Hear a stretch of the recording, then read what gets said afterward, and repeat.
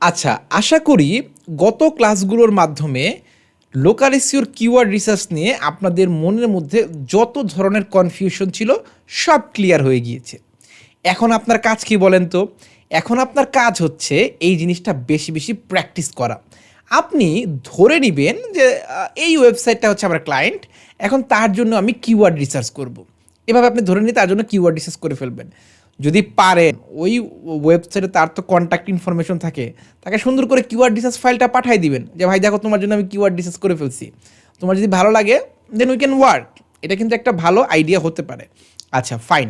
So এখন মনে মনে প্রশ্ন করতে পারেন যে ভাই আমি তাকে কিভাবে কিওয়ার্ড রিসার্চ ফাইলটা পাঠাবো, কোন ফরম্যাটে পাঠাবো?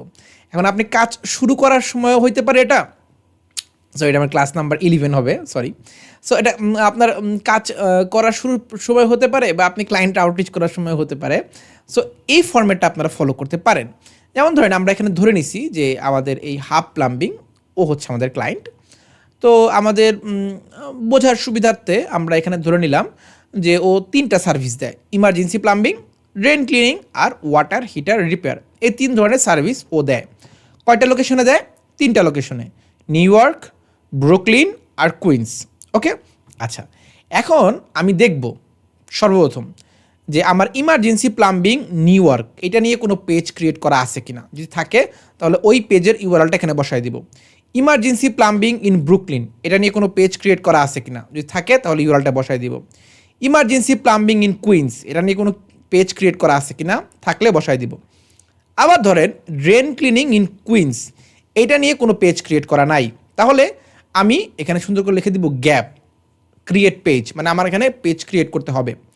আবার ড্রেন ক্লিনিং ইন ব্রুকলিন এটা নিয়ে পেজ ক্রিয়েট করা আছে, আমি দিয়ে দিব। সো এখন অনেক সময় আপনি দেখবেন যে আপনার ক্লায়েন্ট কোনো পেজই ক্রিয়েট করে নাই। যেমন ধরেন আমি একটা এক্সাম্পল দেখাই, যেমন এই যে অ্যাঙ্করস হোম কেয়ার, আমরা যদি এই ওয়েবসাইটে যাই তাহলে আমরা এই জিনিসটা দেখতে পারবো। আমি যদি এখানে আওয়ার সার্ভিসে ক্লিক করি তাহলে আমি যেটা দেখতে পারবো সেটা হচ্ছে এই বান্দা কী করছে দেখেন, কম্পেনিয়নশিপ কেয়ার, হোম মেকিং, এটার জন্য কিন্তু সে home making, personal care assistant, এই যে দেখেন হোম মেকিং, এই যে আলাদা আলাদা করে পেজ কিন্তু সে ক্রিয়েট করছে। হোম মেকিংয়ের জন্য একটা পেজ ক্রিয়েট করা আছে, ঠিক আছে। তারপর ধরেন আপনি যদি এখানে যান পার্সোনাল কেয়ার অ্যাসিস্ট্যান্ট, এটার জন্য আমি দেখতে পাচ্ছি একটা পেজ ক্রিয়েট করা আছে। ওকে, এই যে দেখেন প্রত্যেকটা কিন্তু ডেডিকেটেড পেজ ক্রিয়েট করা আছে। যদি না থাকতো দেন আমি সাজেস্ট করতাম ভাই তোমাকে ডেডিকেটেড পেজ তোমাকে এখানে ক্রিয়েট করতে হবে। ওকে, আচ্ছা সো আমি সুন্দর করে এটা করে ফেললাম। এবার প্রাইমারি কিওয়ার্ড, এই যে দেখেন আপনারা কিন্তু প্রত্যেকটা সার্ভিসের জন্য কিওয়ার্ড রিসার্চ করছেন, প্রত্যেকটা সার্ভিস পেজের জন্য। এখন এই যে আপনারা এখান থেকে কিওয়ার্ড বের করছিলেন না, যে কোন কিওয়ার্ডগুলোর কম্পিটিশন, কোনটার সার্চ ভলিউম বেশি, কোনটার কেডি কম। সো এটার উপরে বেস করে আপনি চুজ করবেন যে হ্যাঁ এইটা হবে আমার প্রাইমারি কিওয়ার্ড, এইটার হবে আমার ভলিউম, এটার ভলিউম হচ্ছে এত আর এটার কম্পিটিশন এত, মানে যেটার ভলিউম বেশি কম্পিটিশন কম, এরকম একটা কিওয়ার্ড আপনি চুজ করবেন। আর অন্যান্য যে কিওয়ার্ডগুলো থাকবে, ধরুন আপনি ম্যানহাটন বিচ প্লাম্বার এই কিওয়ার্ডটাকে প্রাইমারি কিওয়ার্ড হিসেবে রাখতেছেন, তাহলে বাকি কিওয়ার্ডগুলো কী হয়ে যাবে? বাকি কিওয়ার্ডগুলো আপনার হয়ে যাবে সেকেন্ডারি বা এলএসআই কিওয়ার্ড, সেগুলো আপনি সুন্দর করে এখানে রেখে দেবেন।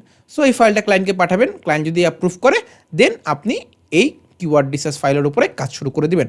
আর যদি ক্লায়েন্ট অ্যাপ্রুভ না করে, কোনো সাজেশন দিলে সাজেশন শুনবেন বা নিজে আবার একটু ডিপ রিসার্চ করবেন, তারপরে আপনি আবার ক্লায়েন্টকে ফাইলটা পাঠাবেন।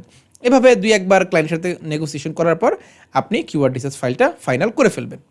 আই হোপ কিওয়ার্ড রিসার্চ নিয়ে আপনাদের সকল কনফিউশন দূর হয়ে গিয়েছে।